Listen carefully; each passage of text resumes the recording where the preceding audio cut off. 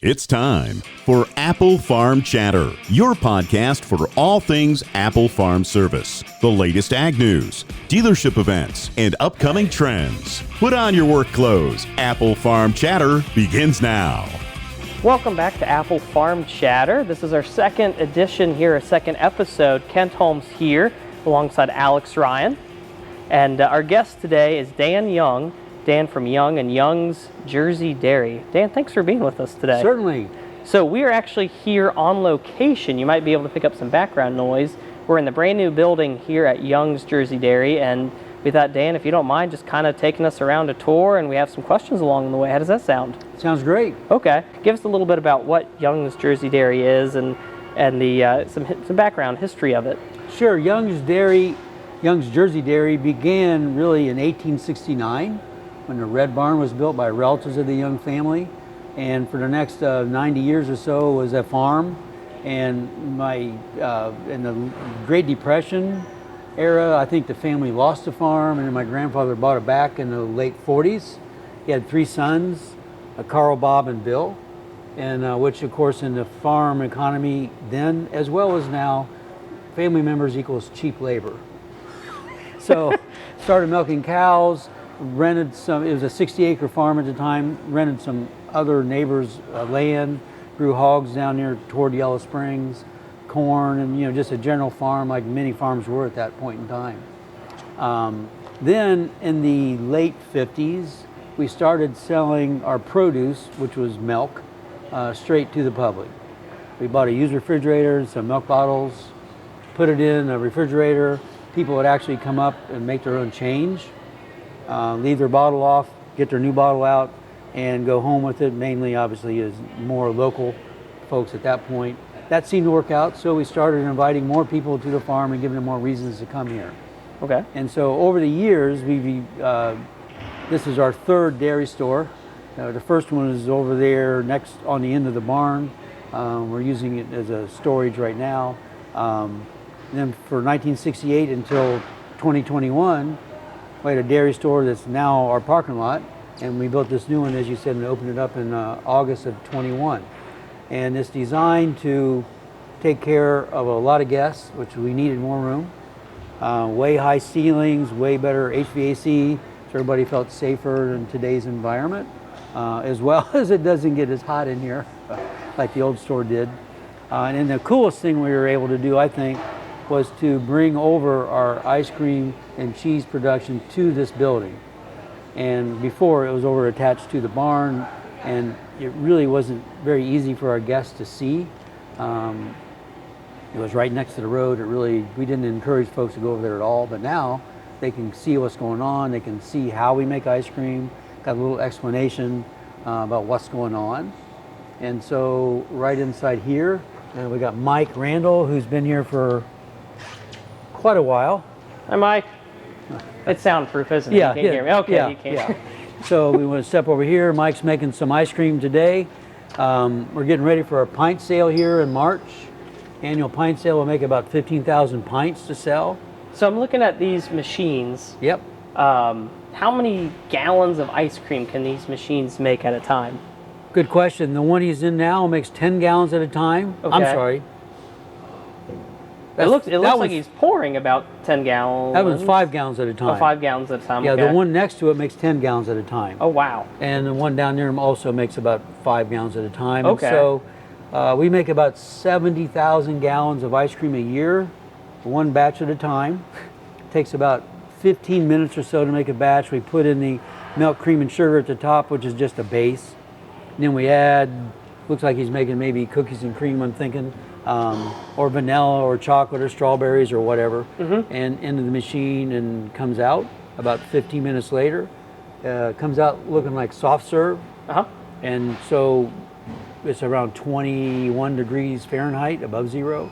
And then he's going to put that right over in a freezer that's more than 20 below zero. Okay. And it's a lot of wind velocity. You don't want to spend a lot of time in there. No. And it freezes it relatively quickly, which is one of the secrets to making good ice cream. It keeps it smooth, sure, not grainy.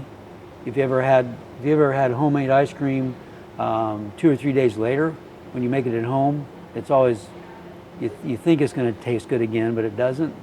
That's because your home freezer is not that cold and doesn't freeze it very quickly. So bigger ice crystals I see. form. Okay. So we make about 35 flavors right now. And during the summertime, we'll be up to about 40. So that's making the ice cream. Okay. That's really, because I know you guys that are listening on this podcast, you mentioned this building, and it is a beautiful, large building, and just really easy to walk through it. They put a lot of graphics into it that show the history of Young's Dairy. You even have a cow on its side at 90 degrees facing down. So you guys had some fun with this one. Yeah, you have to get a shot of that looking straight up. It looks really cool. Yeah, but all around the farm we got history pictures of Young's, kind of our a timeline of Young's up there, and then in the dining room, which seats are close, about 280 people or so, much more than what we could in the other one. We got some old pictures and stuff like that. It's just a little bit of history, obviously a little bit of new. It's about a 22,000 square foot building, which is more than twice the size of the one it replaced. And when we're busy in the fall especially, there's still a line out the door. That's great. Yeah. That's great. And then you were mentioning the cheese. It is great. Because honestly, I don't know if I've seen a cheese making machine, but this is interesting. Explain this to me. Sure. Well, we're making cheese 7 days a week, and we're going to make about 80,000 pounds of cheese this year. 80,000 pounds of cheese. How many gallons of milk does it take probably to make 80,000 pounds of cheese? Jersey milk yields more pounds of cheese per gallon than Holstein milk, which is obviously the most prevalent. You get about 1.2, 1.3 pounds per. I'm sorry, you get about 1 pound per gallon. In other words, about 13, a little bit more than that, about 13% yield. So you put it in 100 pounds, which is easier to work with. 100 pounds of milk gets you about 13 pounds of cheese. Okay. Of curds, basically, cheese curd. And then the rest is whey, W-H-E-Y, which we don't use here. Sure. We don't. That sounds 80,000 pounds sounds like a lot of cheese, but it's not enough to allow us to have a machine that would dry it to create whey powder. And we don't currently raise hogs here. They would like to eat some whey. Right. Occasionally we've hooked up with a local farmer for that a little bit, but mainly the curds is what makes all of our cheese. Okay. So we start off, like I said, 7 days a week. We bring the milk over from the barn to here and put it in another tank, and then we pump it over to our cheese vat first thing in the morning. And depending on what we're making, we either pasteurize it or not. Most of the cheese we make here, the cheddar, the Gouda, the baby Swiss, is not pasteurized, and the Colby and Pepperjack is, because you sell it quick. I mean, within like 30 days of making it. Or the one we make the most of is fresh curds, and that one is pasteurized because we sell it. We made some yesterday. I don't think he's making that today, but yesterday it'll be being sold by today or tomorrow. Okay. So it's like pasteurized. The other stuff is aged at least 60 days, which is the FDA standard. Okay. And so we don't pasteurize it because we like having the idea of unpasteurized or unprocessed milk cheese here. Yeah. And so then you add the rennet, which causes it to coagulate, the casein, which is the protein in milk that creates the cheese. And then we also add the enzymes or the culture that creates the flavor. It's not flavoring, it's bacteria, enzymes that as it ages creates the flavor of the cheese. So we got different ones for cheddar, for Swiss, Gouda, the Pepperjack, the Colby.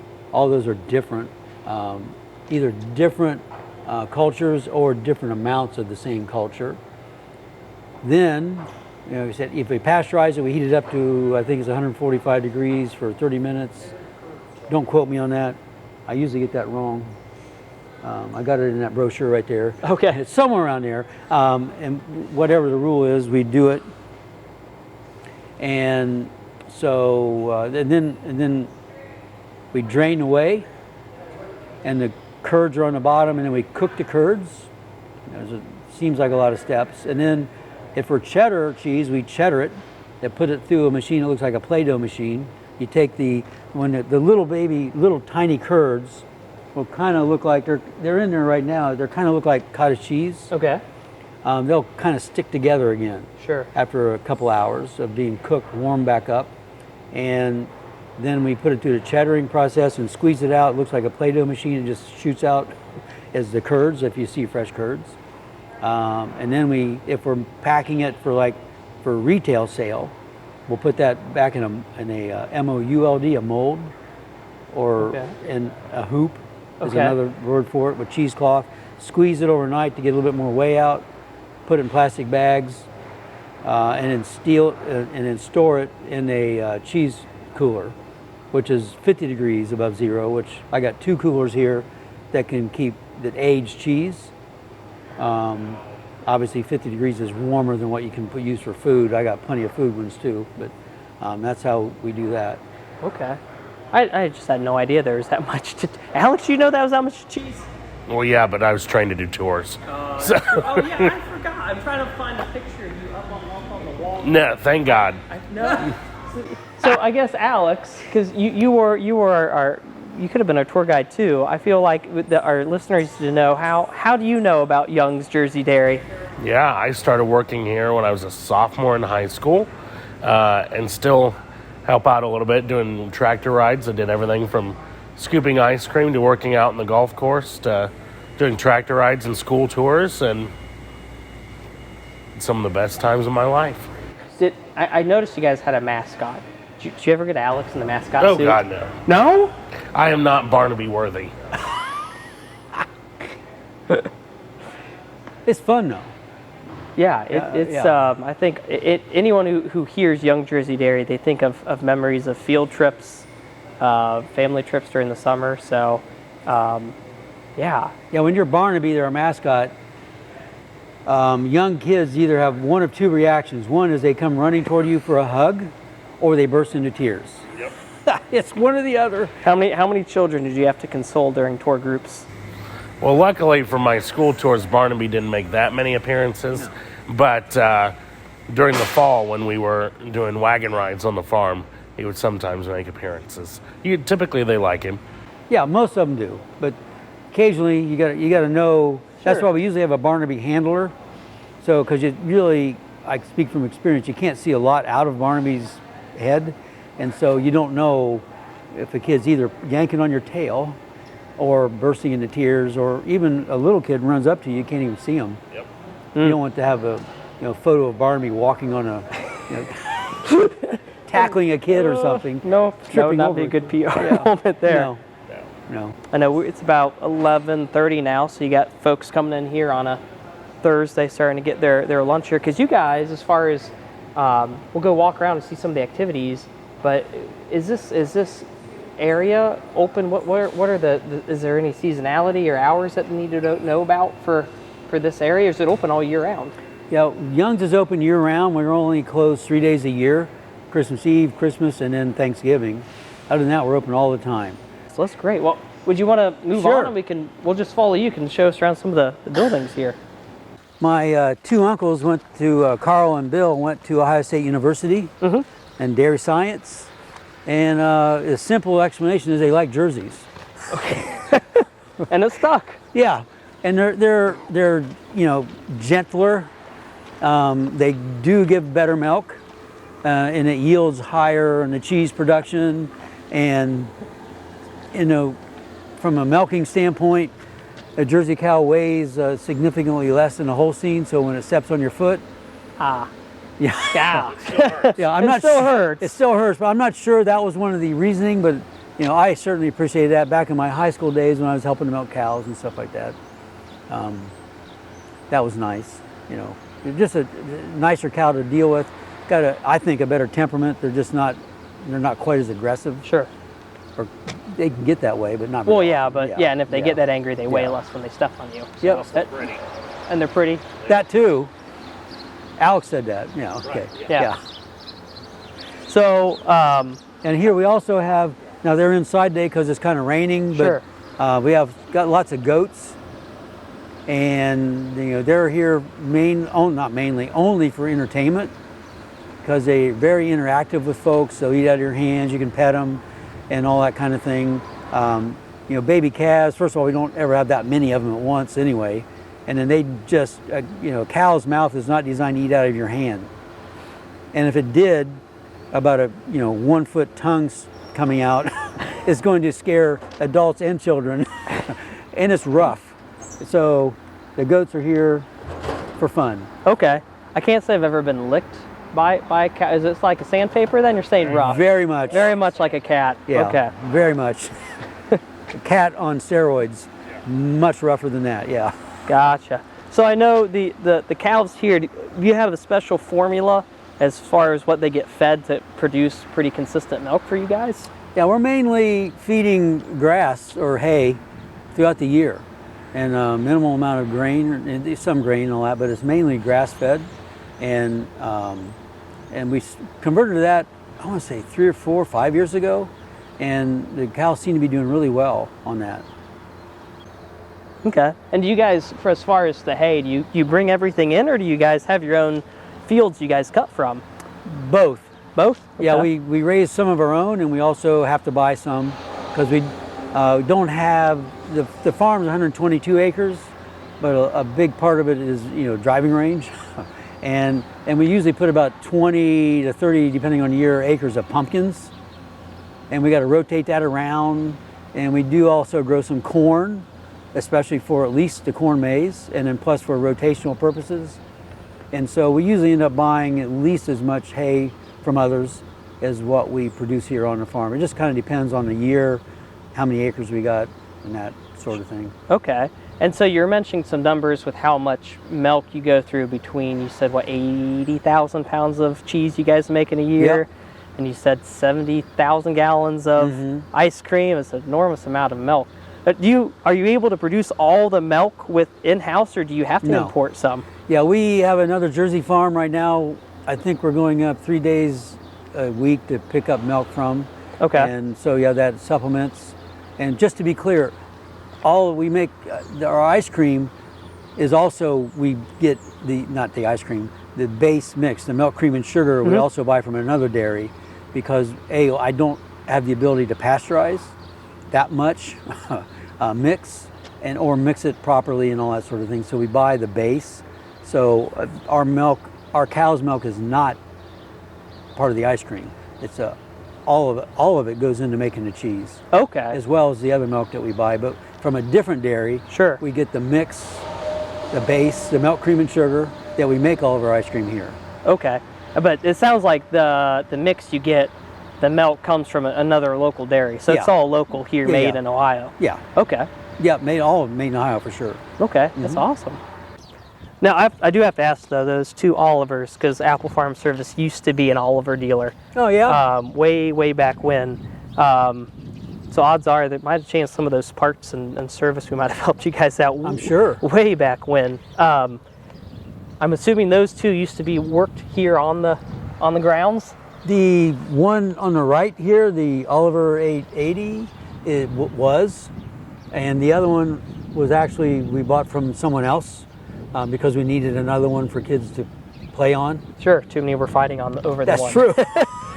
Yeah, and then clear at our event center on the other end of the farm, there's a case there also. Okay. And that was the one that I and most of my cousins learned to drive a tractor with, because it had a hand clutch. Because most of us got on a tractor before our feet could reach the clutch, And so that worked out well to go rake hay or something. Sure. Yeah. So no, we're going to walk over to what the golf course, or the miniature Udders and golf course? Putters. Udders and Putters. Udders and Putters. So I remember Udder and Putters when I was probably that same age that you started mentioning driving a tractor. How long have you had the Udders and Putters? We built the first part of the miniature golf, the Udders and Putters part, in 1992 is when he opened that up, and I was well past being young at that point as far as learning how to drive a tractor.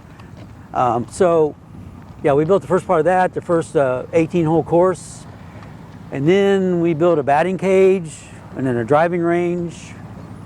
to add to the activities. Then we built another miniature golf course, another 18 holes, because we needed the extra capacity for all those group picnics we were doing, and those happen mainly on weekends, as you might imagine. And so we just, when we have, got 1,000 people here for a picnic, part of the picnic is you get a wristband for all those activities for that fun. day. And so besides the food and of course the ice cream. Yeah. And so we built a second course for that. So is that 218? So you have 36 holes of putt-putt here. Not putt-putt. Miniature golf. Sorry. Putt-putt is a brand name. Putt-putt, it is like Kleenex, isn't it? Yes, it is. Okay. So hopefully they're not listening I always right now. correct. That's all right. And then this is something new too, from last time I've been here. You guys have a food truck now? Yeah, we've had actually for a number of years, and we go out to a few places, a few events. We actually use it for here, for some of our events that we do. Like we have maybe 3 or 4 car shows a year. Those are across the road, and so it's convenient to have that over there to service those folks. And then we also have like a couple of really big 5K runs here, charity, as well as one hooked up with a bunch of schools. That's useful for that. And then we have really those really busy, especially in the fall days. It's good to have that as an extra thing. Well, actually, this year we're going to experiment with it. Between the new dairy store and the barn, we're going to set it up. Because when we get really busy, I mean, we can, believe it or not, in that new building, we can take care of 500 people an hour. But that's still not enough. And Okay. so it'd be great to be able to say, hey, I just want a snack. I just want a half pint of ice cream or Sure. order cheese curds, Sure. deep fried curds. And so we'll have that outside to kind of take that pressure off of getting it done all inside. So See the driving range over there, which I'm sure it's not called the driving range. I'm sure there's a name for it. no, that one just has a driving range. Just driving Yeah. range, okay.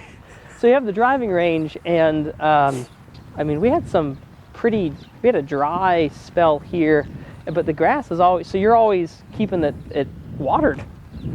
Yeah, it's always watered, even in August and September when it tends to get brown. That's because we irrigate it, and we irrigate it using reclaimed water from our wastewater that we produce here at our dairy store, as well as Udders and Putters building, as well as our event center. All of that wastewater goes and gets treated naturally because we don't add chemicals or anything. It's all aeration and wetlands filtration system. And then we end up irrigating our farm, which is mainly here on the grass part of it. So that's why it's always green. Oh, that's really interesting. Yeah. It's reclaimed water, so that way, because you guys are probably too far to be on the city. Are you all on well? Yep, well water, we do that. We also, we have a public water system numbered just like a city, and we treat our water just like a city. In other Really? words, we test it daily, and there's monthly and quarterly and annual. There's all sorts of different tests we do through the OEPA. And we chlorinate because that's a rule. We got to do that. And we test that every day to make sure that's working properly. So, And so, yeah, I see you guys have batting cages, you have a fun slide, and I know you guys have some seasonal things too that we can't see here. And so I know you have like barrel rides for kids, and you have some other things too, right? yeah, that does have a name. It's movers and shakers. Movers and shakers. Yes. And then we have a lot of events here throughout the year. I mentioned a few of them, like the Pick Your Own Pumpkins and all that. We also have like a month-long fall festival. We have all those things going on, and sometimes more. We have the car shows, some of which are quite large, 400 or 500 cars, be across the street. We do some charity events. One of the biggest one is our Young's Ice Cream Charity Bike Tour. And over the 20 years that we've done that, we've raised $1.6 million for 4 charities. And we're working on our 21st one this year. We just had a meeting last night on what we're doing for that. We're looking to raise more than 100 grand this year for that. Wow. And we do many other smaller charity type things. And what are some of the other events that we do? Wool gathering. Oh, yeah, thank you. I knew there was at least one other big one. That's probably the largest standalone event we do here, is the wool gathering. It's also been about 20 years or maybe 21. And It's across the street in some really large tents, way bigger than the building we were just in, believe it or not. And there's a couple hundred vendors from a dozen states or more that come here, and several thousand folks show up to buy wool. Yak, had a yak here last year. Yep. So it's all natural. It's basically a festival, a natural fiber festival. Okay. Runs for 2 days in the third week in September. Where do you see the future of dairy farming going? Well, I think, with the exception of someone like us who's really, for a farm operation, supports the rest of the place, the rest of the business. It's important to us to have cows here, and so folks can see the cows and where the milk comes from and all that sort of thing. But it seems to me, based on my knowledge, is that dairy farming is going to get larger, or going to keep migrating, I should say, to the larger operations. And the smaller ones, it's hard to make economic sense of them. Sure. At the moment. And because of the cost of inputs has gone up. I don't know if the last 2 years, how many more years it's going to be crazy. But the cost of inputs are crazy. And, if we didn't have the rest of this operation here, it'd be hard for us to milk a cow. Sure. Or milk 50 cows or 40 cows or whatever. It just doesn't make sense at that level. You have to get bigger, I think. So that seems like, from a semi-outsider, even though I grew up on a farm here, we still have a farm here. But that seems to be what I see going on. Now you get to see the end consumer here every day with people coming in, getting their ice cream, getting their cheese. For over the years, I guess, the trend of the end consumer, what are some trends you've seen, and kind of what do you think which way might it still be going? Well, our guests really enjoy having fun. So I honestly feel that as long as they're doing a good job for them, we'll still always be successful. And we got to be paying attention to what they want and figuring out sometimes ahead of what they know what they want. But the trends are, families are still important. Much of our business is families with younger kids. That's not going to change. So it's like families with younger kids. That's probably the biggest demographic we have here, and they want things that are safe, fun, delicious, different. I think one of the unique things that we do, paying attention to our guests, is being able to offer a bunch of different things at one spot. In other words, where else can you go to pet a goat, eat some ice cream, play miniature golf, and some of our events go do visit some sheep or alpacas or something. Sure. And to do that all at one place is kind of unique. That's complicated to do. I always think of us as a large small business or an extremely small large business. But we're really bigger than a very small business, but we have a lot of things going on, and so that's always a challenge for us. We have 300 people that work here during the busy time of year. And that can get crazy also, and they do a great job for us.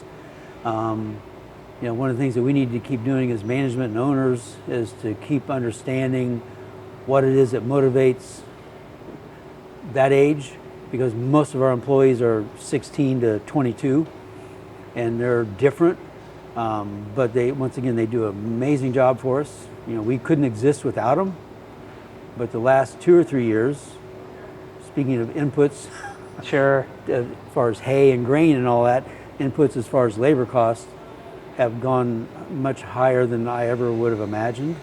But it is what it is. And so we've adopted, as most of our folks in the hospitality business also were in. So. Sure. Well, Dan, we really, really appreciate the time. Sure. Giving us a tour, really educating me about cheese production. I might have to give that a try. Yeah. And the ice cream production, and the beautiful new building, and all the activities I remember growing up doing as a kid. I really appreciate it. But before I take off, I had an activity for you. You said that you love fun. Yeah. And doing fun things. So as a child, I thought of something that I also enjoyed doing, a Mad Lib. Okay. So do you remember how Mad Libs work? No. Okay, so I will ask you like verb, noun, different things, and then you just give me whatever comes up to the top of your head. And at the end, I'll read the story with your verbs and your nouns. Okay. And All right. Is it coming back? It's probably been a couple years since you've done one. Probably only done it a couple times ever. So Okay. yeah. All right, so you ready? Sure. All right. I need a verb, an action. A verb. A verb. Run. Run. All right, I need a noun. Cow. Cow. I need another verb. Make. Make. A name of a sport. Soccer. Soccer. I need a name. Is in like a A name, like a person. A person's name. Okay. Ben. Ben. I need a number. 3. 3. I need a verb ending in ing. Putting. Putting. And I need a noun. Golf. Oh, sorry. That would be like would it be a noun? Golf ball. Golf ball. Okay.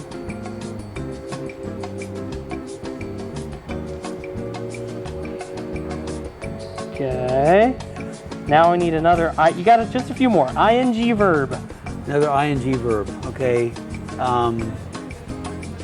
Baking. Baking. Good one. A noun. Goat. Goat. I need another number. 7. And I need a unit of measurement. Pint. Pint. And a noun. Cheese. Cheese. I need a verb.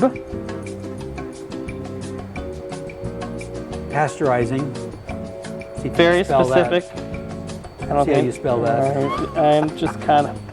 There we go. And a verb. Another verb? Yes. Dipping. Dipping. Something a little easier to spell. I need an adjective, something to describe something. Brown. Brown. I need a verb. Cooking. Cooking. I need a season. Like Fall. Fall. 2 more. I need an ing verb.